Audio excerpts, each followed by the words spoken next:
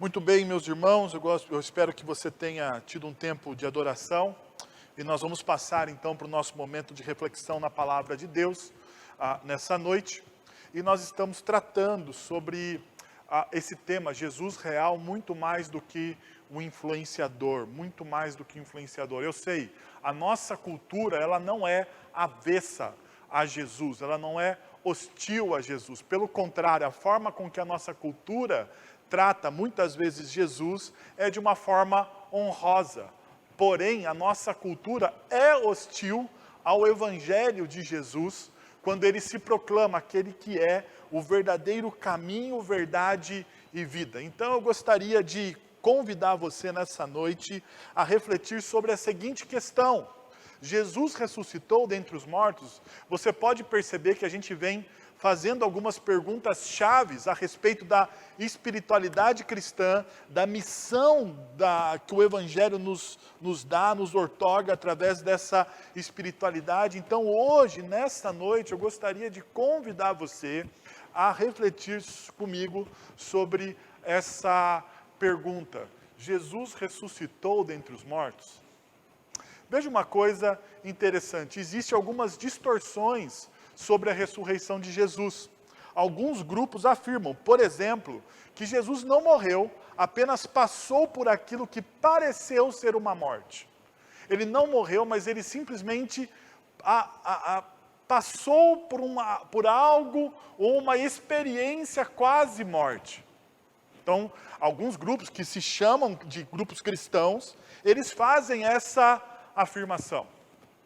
Ainda, outro grupo, ou outros grupos, outros recusam a ressurreição física de Jesus, mas sustentam que Jesus ressuscitou espiritualmente. Então eles vão dizer, olha, a ressurreição física de Jesus, ela não existiu, mas existiu sim uma ressurreição espiritual.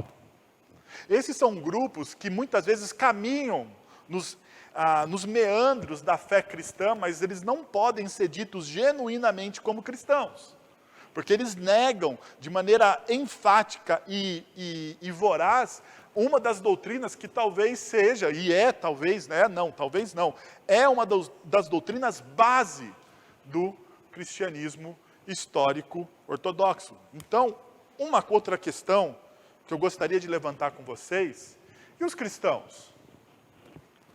Você já parou para pensar que muitas vezes eu e você duvidamos a respeito da ressurreição de Jesus?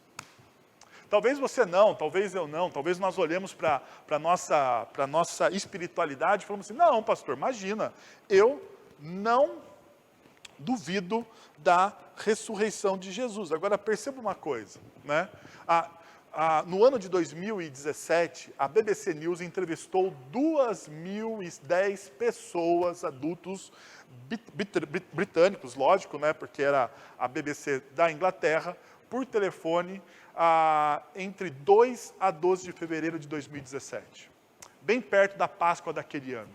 Na verdade, a pesquisa foi encomendada para a Páscoa daquele ano. E eles estavam perguntando se as pessoas realmente reconheciam, a ressurreição como um evento histórico, como um evento verídico, como algo verdadeiro. Agora perceba o seguinte: eu fiz um recorte nessa pesquisa, porque eles englobaram todas as confissões. Daí eu peguei simplesmente a parte ali que falava dos cristãos, e diz o seguinte: 31% dos cristãos, daqueles que se chamaram cristãos, olha só, daqueles que foram entrevistados, das 2.010 pessoas que foram entrevistadas, 31% daqueles que se disseram cristãos, eles acreditam, palavra por palavra, da versão bíblica, ou da versão da Bíblia, sobre a respeito da ressurreição. Aumenta para 57% entre os cristãos ativos, ou seja, aqueles que frequentam pelo menos uma vez por mês o serviço religioso da sua igreja. Não sei se para você parece estranho, mas para mim parece muito estranho isso. Algo que é base da nossa fé, algo que dividiu a história da humanidade. 2017, da Inglaterra, um dos berços da Reforma Protestante, de um cristianismo que foi uma agência missionária, mandou muitos missionários para propagar o Evangelho de Jesus. Hoje, muito próximo da nossa época, eles dizem que não. Que talvez a versão bíblica não seja tão exata assim. Mudando dos Estados Unidos, da Inglaterra para os Estados Unidos, e voltando um pouquinho mais atrás, 2010, o Instituto Barna fez uma pesquisa nos Estados Unidos para saber como as pessoas identificavam a Páscoa. E a pergunta era essa, né? Como você descreve a Páscoa? Como você identifica a Páscoa? Como você descreve a Páscoa? Perceba as respostas. A resposta de uma pergunta de resposta livre, a resposta em uma pergunta de resposta livre. Ou seja, a pessoa perguntou e não tinha alternativa nenhuma. Fala para mim como você descreve a Páscoa. A maioria dos americanos descreveu a Páscoa como uma celebração religiosa. A maioria. 2 de cada 3 americanos, 67%, mencionam algum tipo de elemento religioso teísta na descrição da Páscoa. As respostas comuns incluíam descrevê-la como um feriado cristão, uma celebração de Deus ou Jesus, uma celebração da Páscoa, um dia sagrado ou um momento especial para a participação da igreja ou no culto. Parece pequenas distorções, mas pequenas distorções, no começo, no ponto, numa doutrina básica, nos leva a uma distorção enorme na nossa espiritualidade no decorrer dos tempos. Ainda, essa pesquisa vai dizer o seguinte: no entanto, enquanto a maioria dos americanos indicou algum tipo de conexão espiritual com a Páscoa, a pesquisa também mostrou que a maioria dos adultos vinculou diretamente a Páscoa à crença da fé cristã na ressurreição de Cristo. Ao todo, 42% dos americanos disseram que o significado da Páscoa era a ressurreição de Jesus, ou que significa a morte de Cristo, ou o retorno à vida. Em cada 50 adultos, 2% disse que descreveria a Páscoa como um feriado mais importante da sua fé. 2% vão dizer que a Páscoa vai ser um tempo importante para a fé cristã. 2%. Talvez isso possa refletir um pouco o que está acontecendo em nossa sociedade secularizada, esse afastamento gradativo e muitas vezes imperceptível. É interessante porque em uma cultura onde parece que o evangelho, o gospel, né? Vamos chamar de evangelho, a cultura gospel engloba diversas categorias, né, da nossa sociedade. Parece que nós estamos perdendo o foco daquilo que é o mais importante da fé cristã. Diante desses resultados, olha só o que o David Kilmanan, o líder do Instituto Barna, constatou. A maioria dos americanos continua a ver o feriado da Páscoa como uma celebração religiosa, mas muito deles não tem a clareza sobre o motivo subjacente à ocasião. Ou seja, eles reconhecem como algo religioso, porém, aquilo talvez esteja o motivo principal da celebração da Páscoa está esquecido. Bom, ele continua.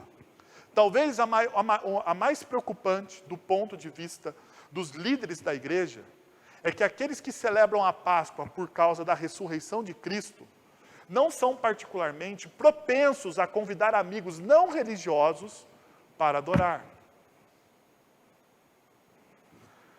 Sugerindo que, Suas crenças pessoais sobre Jesus ainda não se traduziram em um sentido de urgência para ter conversas espirituais com os seus conhecidos.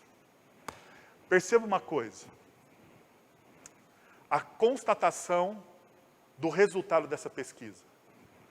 As pessoas esquecem o significado da sua fé e por esquecerem o significado da sua fé, elas esquecem a missão.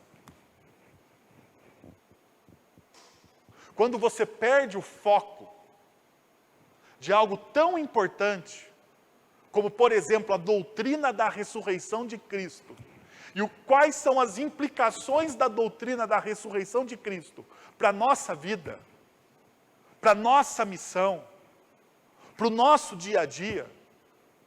Nós olhamos, então, para esses momentos onde nós poderíamos usar como ponte para trazer pessoas ao conhecimento do Evangelho, e nós desperdiçamos este momento.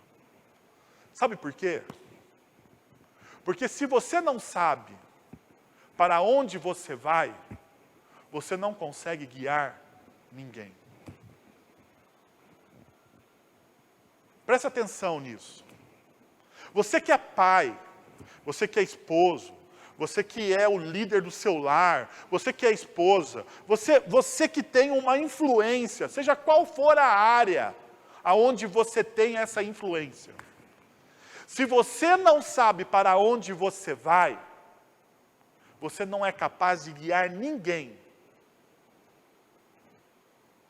para essa direção. Se você não sabe qual que é o fim da fé cristã, me desculpa, você não consegue falar a respeito de Jesus.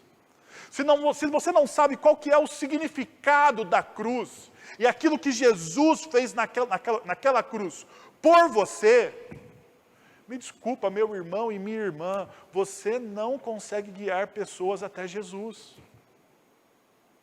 Você fala de coisas, você expressa coisas que você talvez não conheça. Então, como que você pode falar empolgado de algo que você não conhece? Perceba uma coisa, como que você pode falar sobre algo de maneira apaixonada, se aquilo não faz parte da sua vida diária? Você não vai conseguir. Porque aquilo não faz parte do seu coração, aquilo é um departamento. Pode ser até um departamento da sua vida. Por exemplo, um departamento da sua vida é ir à igreja todo domingo. Mas esse departamento da sua vida de ir à igreja todo domingo não afeta a sua vida como um todo. A sua adoração dominical não vaza para a semana, para o seu dia a dia, não vaza para os seus relacionamentos, não vaza na forma como que você trabalha, como que você busca desenvolver a sua vida. Então a constatação do David aqui, ela é real para todos nós. Então, meus irmãos, eu gostaria de convidar vocês a um caminho de volta. Vamos ler 1 Coríntios capítulo 15. Eu queria dar 2 avisos para vocês sobre 1 Coríntios capítulo 15. Primeiro, é o maior tratado que Paulo escreve sobre a ressurreição de Jesus. Então, esqueça, eu não vou esgotar esse texto hoje, porque não dá. Não dá, a não ser que você tope aí, fale no chat com o pessoal e diga, não, nós queremos ficar aqui até, sei lá, daqui uns 3 ou 4 dias estudando esse texto. Daí tudo bem, a gente até pode, deixa eu dizer, mesmo que a gente fique 3 ou 4 dias estudando esse texto, eu duvido que a gente vai esgotar os assuntos de 1 Coríntios capítulo 15, eu duvido. Mas a gente pode tentar. Então, a primeira coisa que eu queria dizer é isso. Não tem como a gente esgotar esse texto. Mas esse texto é um texto que você precisa, então. Então, a segunda coisa. Esse é um texto que você precisa ler e reler, mastigar e ruminar na sua vida espiritual, fazer devocional com ele e penetrar esse negócio no seu coração.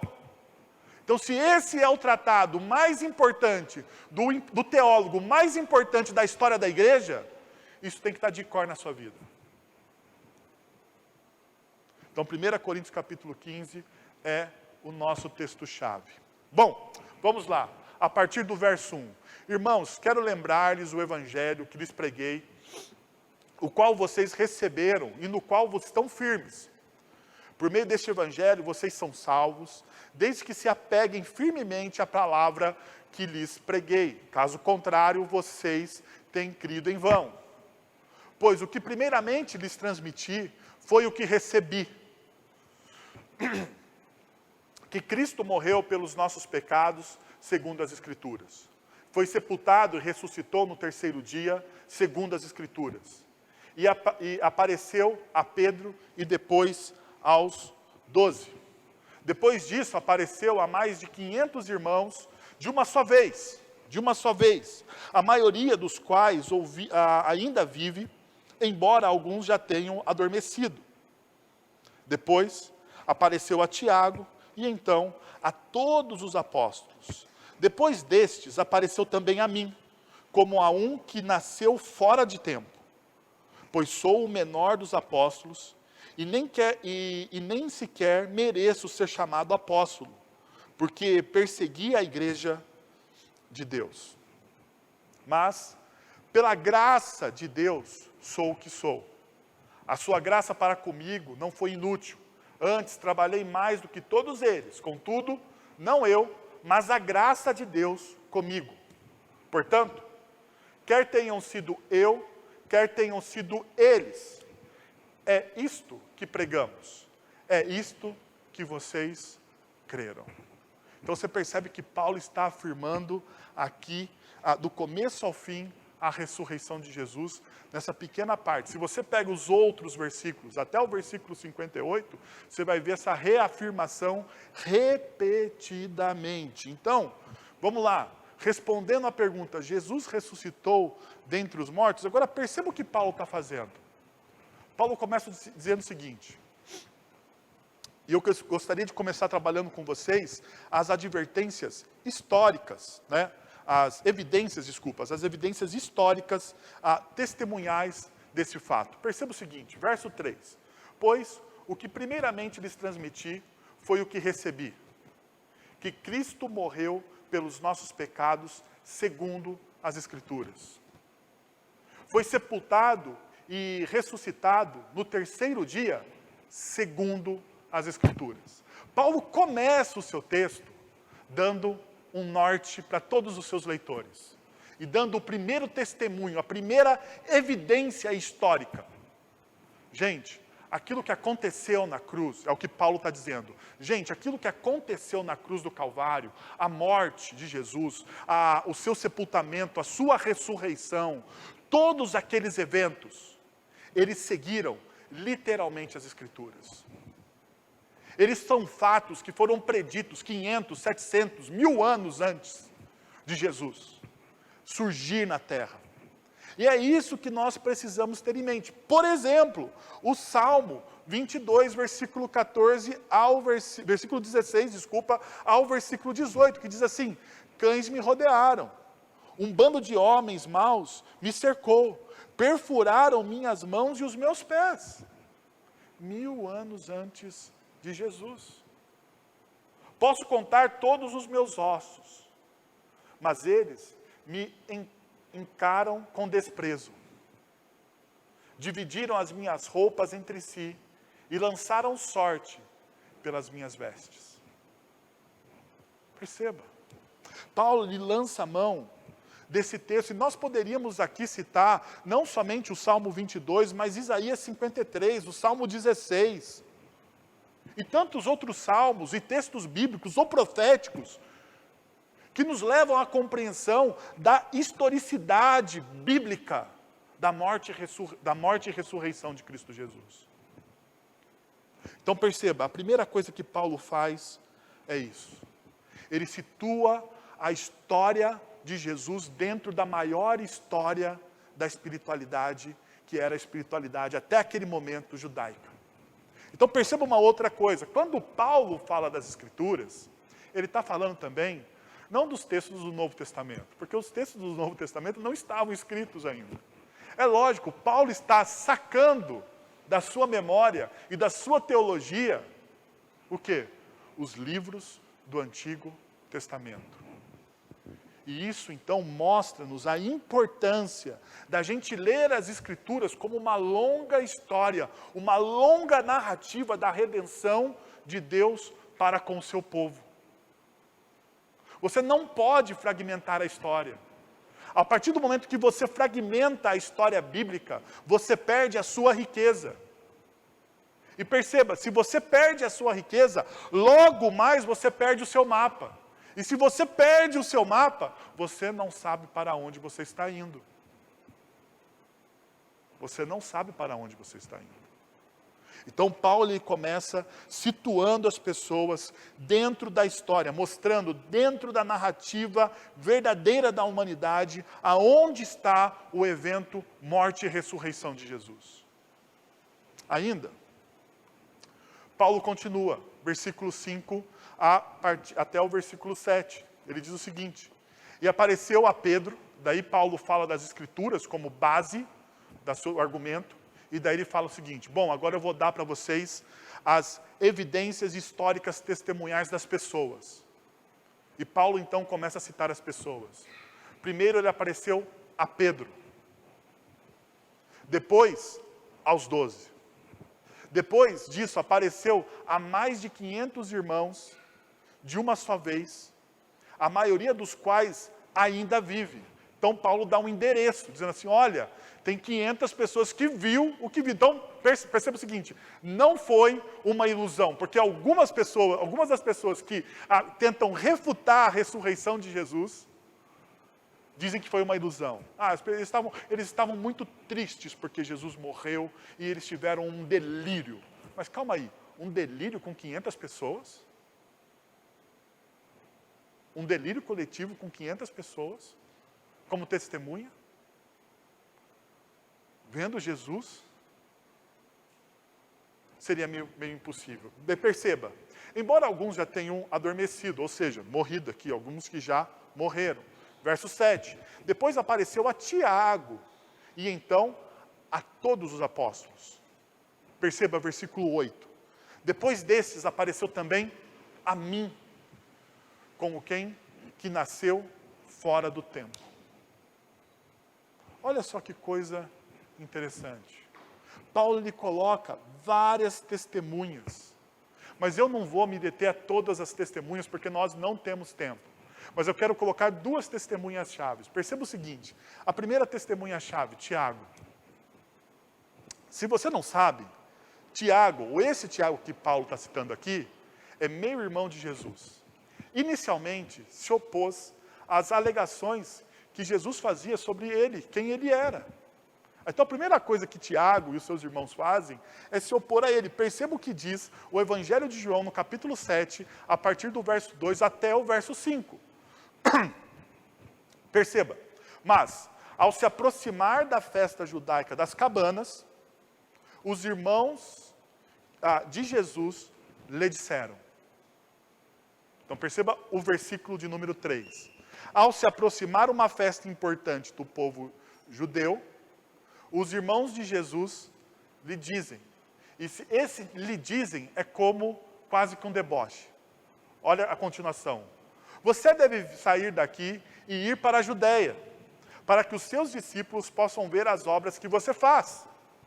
Ninguém que deseja ser conhecido publicamente age em segredo. Visto que você está fazendo essas coisas, mostre-se ao mundo. Versículo 5. Pois nem seus irmãos criam nele. Deboche ou não deboche? Nem seus irmãos criam nele, está aí Tiago. Mas é muito interessante, porque após a morte, Tiago sofreu uma transformação após a morte de Cristo Jesus. E essa transformação por qual ele passou, ele passa então a pastorear a igreja. E não somente a pastorear a igreja, mas ele se torna um dos líderes dessa igreja. E isso fica claro quando o próprio apóstolo Paulo, em Gálatas capítulo 2, verso 9, diz o seguinte: reconhecendo a graça que me fora concedida, Tiago, o mesmo Tiago, irmão de Jesus, Pedro e João, tidos como colunas, estenderam a mão direita a mim e a Barnabé em sinal de comunhão. Perceba uma outra coisa. Atos capítulo 1, verso 14 diz o seguinte: todos eles se reuniram sempre em oração com as mulheres, inclusive Maria, a mãe de Jesus, com os irmãos dele. Olha só, vemos aqui Maria, a mãe de Jesus e os seus outros irmãos adorando, orando e buscando a presença de quem? Do próprio Jesus. Agora chega comigo a uma conclusão. Uma coisa é você enganar as pessoas que te cercam, seus amigos. Então, os seus amigos você consegue enganar. Porque até porque você não tem tanto tempo de convivência com eles. Mas será que você conseguiria enganar a sua mãe e os seus irmãos a respeito de quem você é? Será que você conseguiria inventar tal mentira a ponto de ludibriar pessoas tão próximas de vocês? E perceba uma outra coisa, que muitas vezes escapa à nossa memória. Jesus, ele começa o seu ministério aos 30 anos de idade. Antes disso, Jesus está convivendo com quem?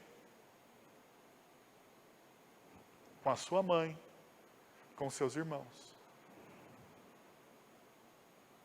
Será que mãe e irmãos não viram a postura de Jesus durante 30 anos do que ele fez? De como ele viveu? A Bíblia afirma que Jesus, ele viveu sem pecado. Perceba a força do testemunho de Jesus a ponto de convencer pessoas tão próximas que ele conviveu, que ele realmente era o Deus encarnado.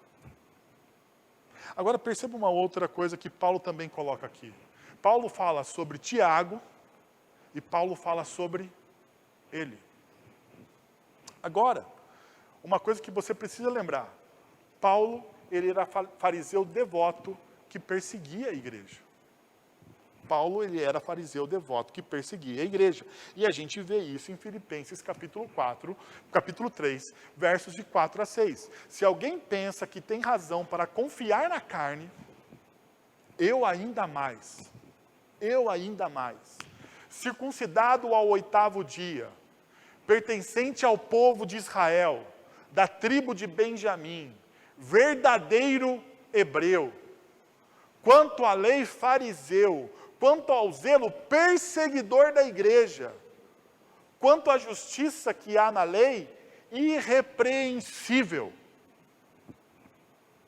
Esse era o histórico do apóstolo Paulo. Vem comigo de novo. Será que esse Paulo, ele abriria a mão de todos os seus direitos como líder judeu para ser perseguido pelo nome de Jesus, para entrar em uma seita pequenininha, sem visibilidade, a seita que ele começou a perseguir, a seita que em Atos capítulo 7, versos de 54 a 60, ele consentiu na morte de Estevão?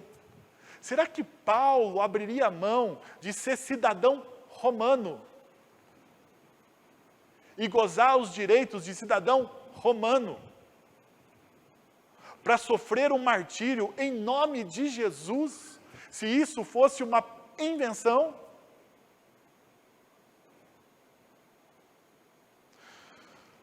Perceba o que o próprio Paulo está fazendo na carta de 1 Coríntios. Ele argumenta a respeito das Escrituras, ele argumenta a respeito das testemunhas, e ele vai mostrando gradativamente que esse Jesus, ele realmente ressuscitou. Após a conversão, Paulo se torna-se então um defensor do evangelho e o maior plantador de igrejas da história. E a gente vê isso em Atos capítulo 9, versos 21 a 20 e 21. Paulo passou vários dias com os seus discípulos em Damasco. Logo começou a pregar nas sinagogas que Jesus é o Filho de Deus. Paulo ele se converte, Paulo ele reconhece que Jesus é, e ele começa a dizer o quê? Logo em seguida, que Jesus ele é o Filho de Deus. Todos os que ouviram ficavam perplexos, se perguntavam, não é ele, o homem, que procurava destruir em Jerusalém aqueles que invocavam esse nome? Tanto que as pessoas ficaram perplexas. Perceberam? Existem evidências históricas, testemunhas bíblicas, testemunhas históricas, pessoas, personagens da história. Mas deixa eu mostrar para você mais uma outra coisa, que eu acho importante.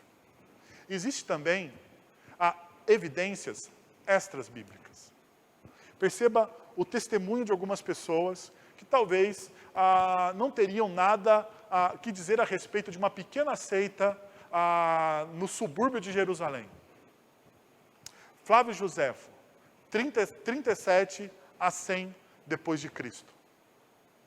No seu testemunho ele vai dizer o seguinte: havia nesse tempo Jesus, um homem sábio, se é lícito chamá-lo de homem, porque ele foi o autor de coisas admiráveis, um professor tal que fazia os homens receberem a verdade com prazer. Ele fez seguidores tanto entre os judeus como entre os gentios. Ele era o Cristo. E quando Pôncio Pilatos, seguindo a sugestão dos principais entre nós, condenou-o à cruz, os que o amaram no princípio não o esqueceram, porque ele apareceu a eles vivo novamente no terceiro dia, como os divinos profetas tinham previsto estas a milhares de outras coisas maravilhosas a respeito dele. A tribo dos cristãos. Perceba que Flávio Joséfo chama aquilo de a tribo dos cristãos, assim chamados por causa dele, não está extinta até hoje.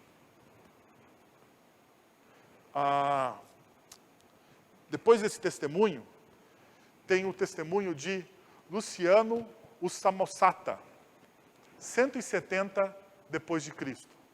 Ele é um satirista romano. Olha o que ele vai dizer. Os cristãos, vocês sabem, 70 depois de Cristo. 170 depois de Cristo. Os cristãos, vocês sabem, adoram um homem deste dia. Ele está falando do domingo. O distinto personagem que lhes apresentou seus estranhos ritos e foi crucificado por essa razão.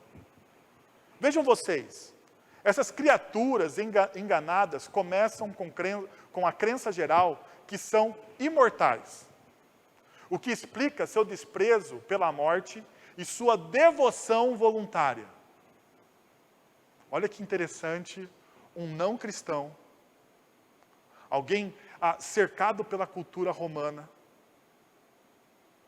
que pertence à corte romana, dando testemunho a respeito da vivência dos cristãos. Olha só o que ele vai dizer. Isso explica, o que explica seu desprezo pela morte e sua devoção voluntária. O que é tão comum entre eles, então lhes foi infundado por seu legislador, que são todos irmãos a partir do momento que são convertidos. Negam os deuses da Grécia, cultuam o sábio crucificado e vivem de acordo com as suas leis. O último testemunho extra-bíblico é de Seutônio. Seutônio, um historiador romano. E esse historiador romano mesmo. Ele vai dizer o seguinte: foram destinados ao suplício os cristãos.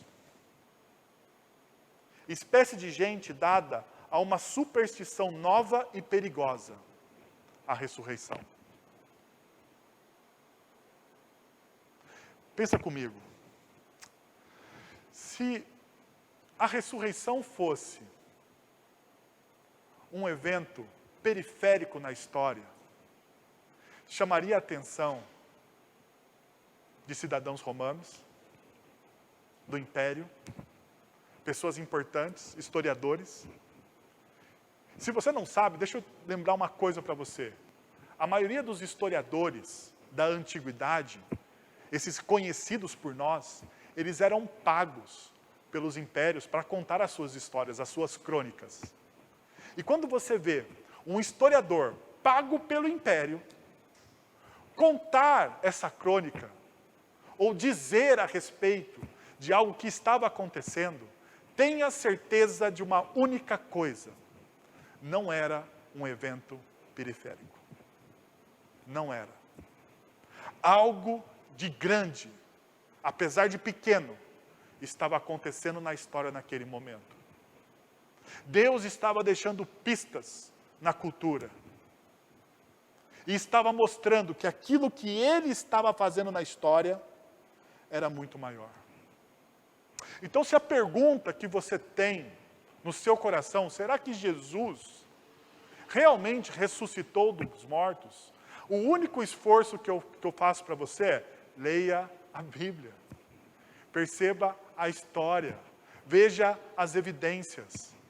E creia. E creia. Agora, meus irmãos, deixa eu mostrar para vocês as implicações práticas disso. O texto que nós lemos, capítulo 1, diz o seguinte, o versículo 1 diz o seguinte, do texto do capítulo 15 de 1 Coríntios. Irmãos, quero lembrar-lhes do evangelho que lhes preguei, o qual vocês receberam e no qual estão firmes. Por meio deste evangelho, vocês são salvos. Desde que se apeguem firmemente à palavra que lhes preguei, caso contrário, vocês têm crido em vão. Uma das coisas que eu gostaria de mostrar para vocês é: o evangelho não é um conjunto de ideias. O evangelho não é um atalho para uma vida feliz. O evangelho não é regras para se cultivar espiritualidade e nem uma agenda política. Perceba o que Paulo está dizendo. Olha, o evangelho, ele não tem... Tudo bem, você pode olhar para tudo isso aqui e perceber o seguinte: tudo isso aqui, muitas vezes, está abarcado no evangelho. Através do evangelho, você tem uma vida de contentamento. E uma vida de contentamento, lógico, é uma vida feliz. Através do evangelho, você tem políticas do reino de Deus. E políticas do reino de Deus levam à justiça. Através do evangelho, você vai cultivar as práticas da espiritualidade cristã. E as práticas da espiritualidade cristã te levam à misericórdia e à graça para com seu próximo. O evangelho é também um conjunto, ou tem princípios para uma vida próspera. Então ele tem tudo isso está no evangelho, mas ele não é o evangelho. É isso que talvez você precise entender, porque se você achar que o evangelho é um conjunto de ideias, se você achar que o evangelho é um atalho para a felicidade, se você acha que o evangelho é para cultivar a espiritualidade ou uma agenda política, você está distorcendo o evangelho por algo que o evangelho faz na sua periferia. Porque perceba o que Paulo vai dizer aos coríntios: vocês foram salvos por evangelho. Então o evangelho, meus irmãos, ele é a nossa salvação. É isso que o evangelho é. O evangelho é a notícia de que você foi salvo pela graça de Deus. O evangelho mostra que você foi justificado pelo poder da graça de Cristo Jesus. E isso fica muito claro quando você lê, por exemplo, Efésios capítulo 2, o próprio Paulo tratando sobre isso. Ele diz assim, a partir do verso 6, Deus nos ressuscitou, perceba, ele começa o verso 6, Deus nos ressuscitou aonde? Em Cristo Jesus. Deus nos ressuscitou em Cristo Jesus e com Ele nos fez assentar nos lugares celestiais em Cristo Jesus. Então é uma realidade, a ressurreição, ela é uma realidade presente no agora. Agora, olha só o que Paulo está dizendo. Ele está usando o verbo no agora, no presente. Deus nos ressuscitou agora, em Cristo Jesus. E agora Ele fez, por causa de Cristo Jesus, nós nos assentarmos nos lugares aonde? Nos lugares celestiais, né? Em Cristo Jesus, perceba. Mas é tudo em Cristo Jesus. Para mostrar às eras que hão de vir, a incomparável riqueza da sua graça, demonstrado em sua bondade para conosco, de novo, em Cristo Jesus. Pois vocês são salvos pela graça, por meio da fé. E isso não vem de vocês. Isso é dom de Deus. E aqui está uma coisa que talvez pegue muito para o nosso meio evangélico brasileiro. Como é que você faz para ter fé? Por exemplo, você ouve Jesus dizer que você precisa ter a fé do tamanho de um grão de mostarda. E daí você sabe que o grão de mostarda é o menor grão entre todas as hortaliças. Daí você fala assim, mas como eu tenho, se as coisas não acontecem na minha vida, é porque eu não tenho uma fé do tamanho do grão de mostarda. E como é que você faz para ter fé do tamanho de um grão de mostarda? Você já parou para pensar nisso? Como é que você faz para ter fé do tamanho de um grão de mostarda? O que você faz para ter essa fé? Você ora mais? Você jejua mais? Você lê mais a Bíblia? O que você faz? O que o texto diz que eu devo fazer? O que o texto do apóstolo Paulo diz que eu tenho que fazer para ter uma fé do tamanho do grão de mostarda? Pois vocês são salvos pela graça, por meio da fé. Isso não vem de quê? Não vem de vocês. Tudo isso, fé, graça, salvação, é um dom, é um presente. Carisma, a palavra grega aqui é carisma. Isso aqui é um dom, é um presente que Deus está dando a vocês. Perceba, a ressurreição. Perceba que Paulo, versículo 6 diz, vocês foram ressuscitados. Perceba como isso estende-se para a sua vida, para o seu dia a dia, para a sua fé. Porque ela é uma obra muito mais ampla.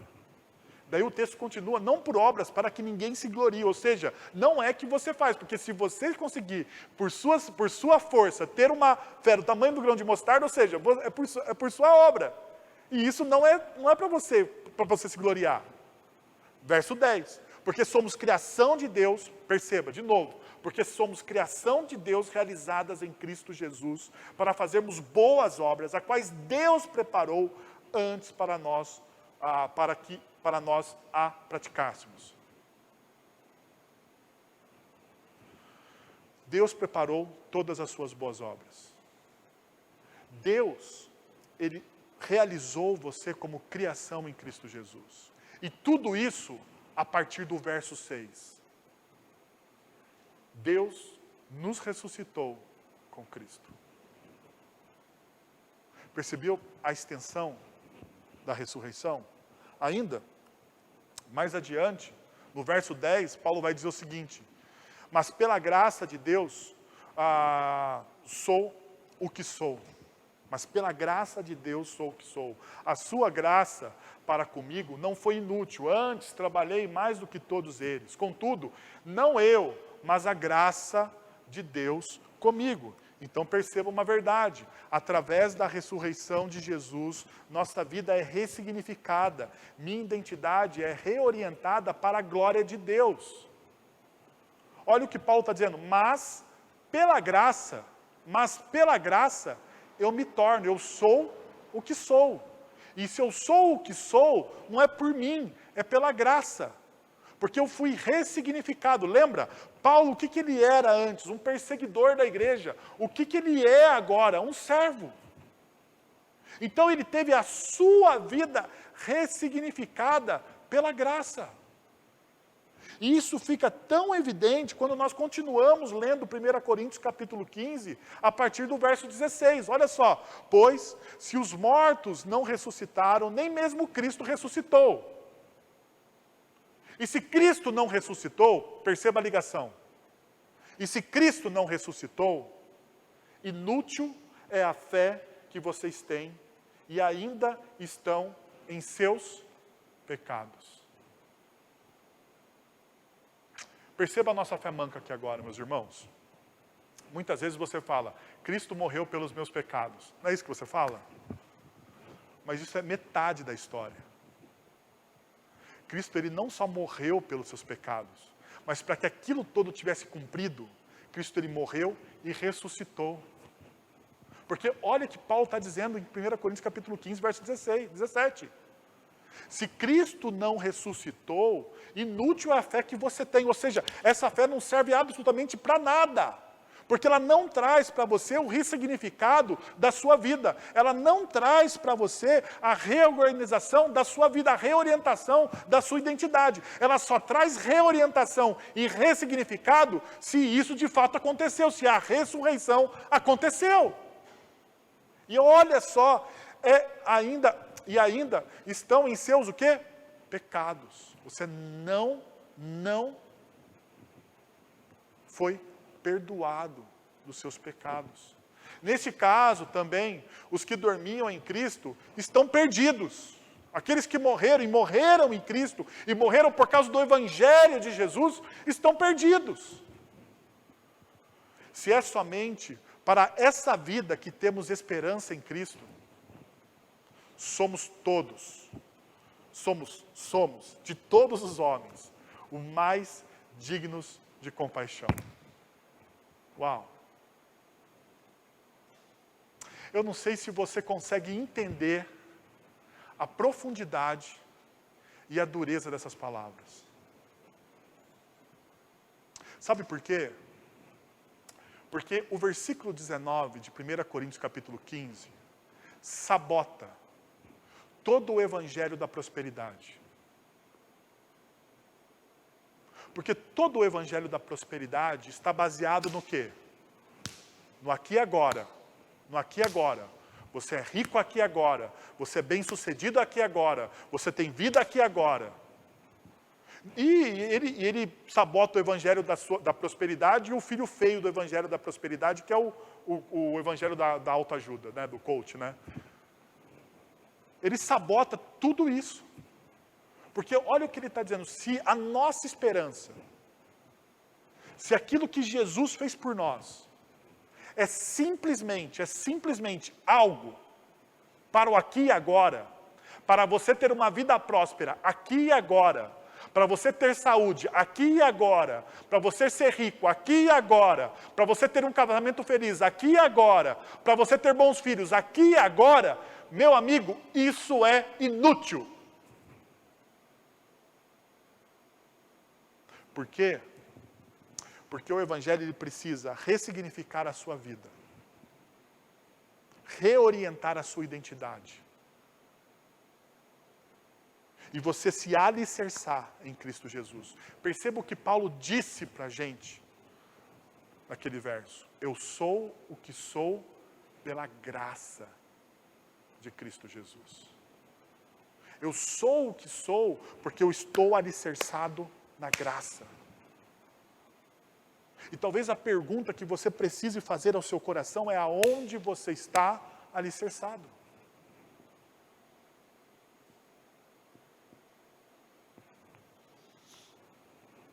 Um outro texto que me lembra, e a continuação do texto de 1 Coríntios capítulo 15, a partir do verso 32, diz assim: se os mortos não ressuscitam, comamos e bebamos, porque amanhã morreremos.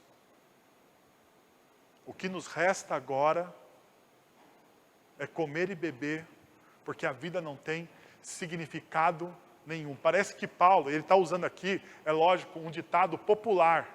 Ele não está usando um texto bíblico aqui. Então, se você pensa que isso está em Eclesiastes, não está em Eclesiastes. Mas é bem parecido com Eclesiastes, ok? Então, perceba, Paulo ele até pega um ditado popular e diz, olha, se a gente não ressuscitou em Cristo Jesus, se a ressurreição não é uma verdade para o nosso dia a dia, se a ressurreição não tem eco na história, ela não muda, não ressignifica a sua história, não renova a sua identidade em Cristo Jesus, não existe significado. Comamos e bebamos, porque amanhã morreremos.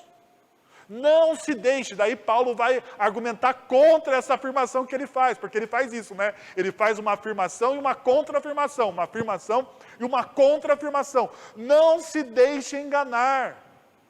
As más companhias corrompem os bons costumes. Mais uma vez, ditado popular. As más companhias corrompem os bons costumes. Não se deixe enganar. Veja, meus irmãos. O que Paulo está dizendo aqui? Não seja envolvido pela cultura que está ao seu redor. Não se deixe influenciar por essa cultura. Não se deixe. Seja firme. Tenha o seu coração inflexível para a influência. E não bélico para a influência. Porque uma coisa é você ser inflexível para a influência. Ou seja, você não deixa que o seu coração se dobre à influência da cultura secularizada ao qual nós estamos inseridos. Uma outra coisa é você se tornar uma pessoa bélica contra essa cultura. É certo que nós estamos em guerra, mas as nossas armas não são as armas da nossa cultura. A nossa arma como cristão não é a cultura do cancelamento. É a cultura da graça e da misericórdia. É a cultura do amor ao próximo. É a cultura de entregar e de oferecer a outra face. Então essa cultura do cancelamento, da destruição de personalidade, ela é a cultura secularizada. Então não se deixe influenciar. Perceba, verso 34, como justos, recuperem o bom senso e parem de pecar. Pois alguns há que não têm conhecimento de Deus. Digo isso para a vergonha de vocês. Lembra que eu falei? Quem não sabe para onde vai, não consegue guiar ninguém, e nem a si mesmo. Meu irmão, se você não sabe para onde você vai, você não guia ninguém e nem a você mesmo.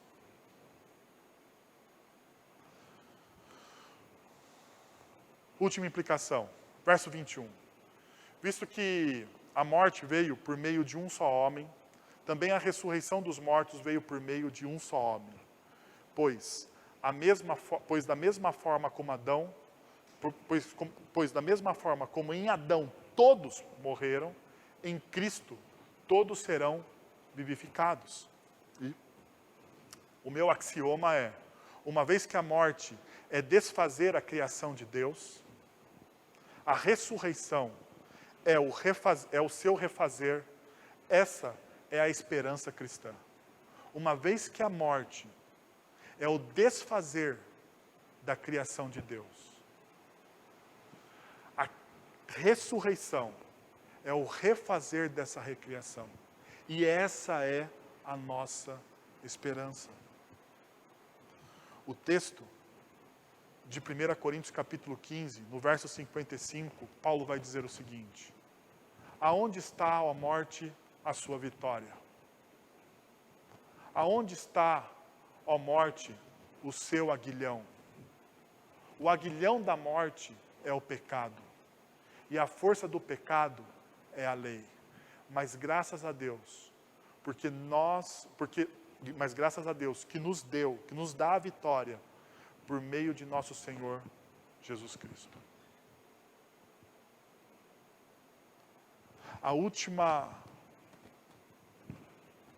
O último inimigo a ser vencido, ou o maior inimigo a ser vencido por Jesus naquela cruz, e na sua ressurreição é a morte. A morte é a nossa desconfiguração como seres de Deus. Uma das coisas que Deus doou para a gente no Éden, e nós perdemos por causa do pecado, foi a vida. Foi a vida. Perceba, o que as pessoas mais temem é a morte. Você pode ser a pessoa mais rica e influente. Você pode conquistar o mundo, mas você teme a morte. Até os existencialistas, os filósofos existencialistas, que acreditam apenas na existência, quando estão diante da morte, eles tremem.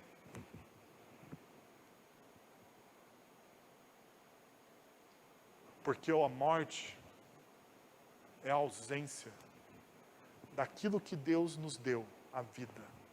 É ferir a imagodez de Deus de maneira direta. Porque Deus é o autor e doador de toda a vida. Então Paulo, diante da ressurreição, ele consegue bradar: aonde está, ó morte, a sua vitória? E esse texto ele é o texto mais oportuno para esse momento que nós estamos vivendo. Um momento de desespero. Hospitais lotados, incerteza, medo de um inimigo invisível. Por mais que você me diga, eu não tenho medo, mas ninguém quer sofrer, ninguém quer ser entubado, ninguém quer passar por esse momento.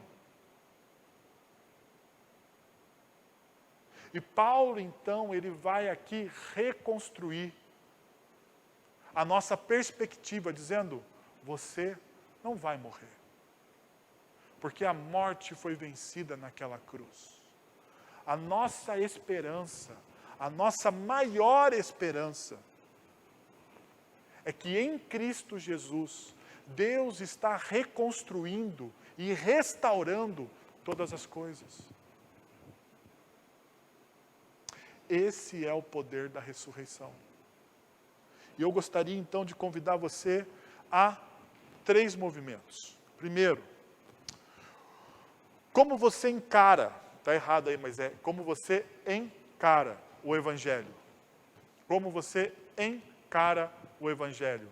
Como um conjunto de ideias, como um atalho para uma vida feliz, como um cultivar de espiritualidade ou uma agenda política.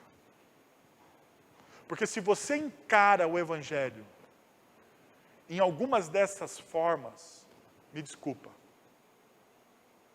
você precisa rever o que é o Evangelho nessa noite. Uma segunda coisa que eu queria convidar você a fazer é: sua vida já foi ressignificada pelo poder do Evangelho? A sua identidade já foi redefinida por esse Evangelho? Se ainda isso não aconteceu, eu queria convidar você a se dobrar diante desse Evangelho que fala da morte, mas também fala da graça da ressurreição de Cristo Jesus. E por último, saiba que Deus está refazendo todas as coisas em Cristo Jesus. Sim, Deus está trazendo vida em todas as coisas através de Cristo Jesus. E Deus então pode refazer a sua vida. E eu convido você a esse movimento. Quero pedir para você fechar seus olhos, abaixar sua cabeça aí onde você está e orar comigo, se possível. Senhor, nós estamos na Tua presença, nós ouvimos a Tua palavra e nós queremos Te pedir, Pai, que em nome de Jesus, o Senhor venha encher o nosso coração de esperança. Venha encher o nosso coração, ó Deus, com a Tua graça e com a Tua misericórdia. Venha encher o nosso coração, ó Deus, com esse significado da ressurreição. Que essa ressurreição é graça pura, Deus. Essa ressurreição, ó Deus, ela deve permear a nossa vida, a nossa espiritualidade e vazar, Senhor, para os nossos relacionamentos. Eu quero Te pedir, Pai, isso em nome de Jesus. para a honra e glória do teu nome, Senhor. É o que nós oramos. Amém.